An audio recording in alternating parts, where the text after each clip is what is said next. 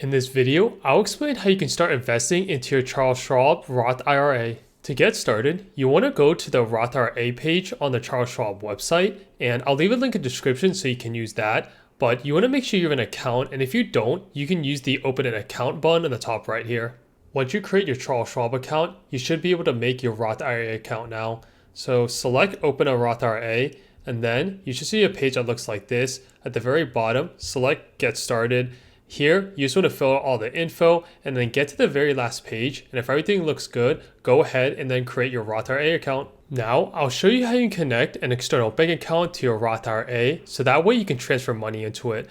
Once you're logged in, go ahead and select Move Money and then do Online Transfer.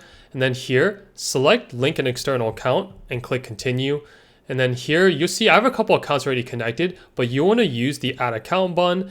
And this is where you want to choose which Charles Schwab account you want to connect to. So I would select the Roth IRA option. And then from here, you can click Continue and Continue. And then this is where you can specify whether or not it's a checking or savings account. And then you want to put that you're the main account holder. And then go ahead and fill out the account and routing number and the rest of the fields. And then from there, you'll have your accounts connected. So that way you can transfer money into your Roth IRA account. Now, I'll show you how to transfer money from the external account into your Roth IRA account.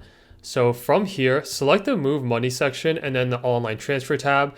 And then you want to make sure you have Cash Only selected.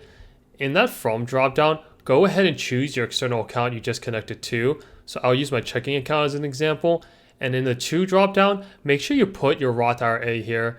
So I'll go ahead and select that.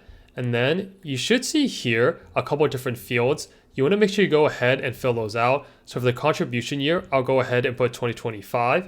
And then I'll put $1 as an example. And here you can add the frequency as well.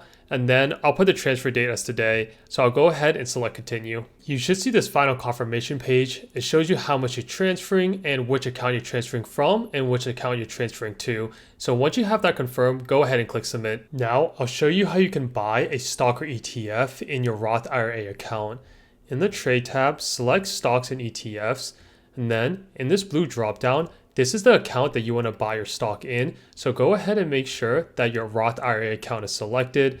And from there, you can enter the symbol of the stock you want to buy. So I'll use JETS as an example. And then from here, I'll do Buy, and then I'll make sure to put this as Market.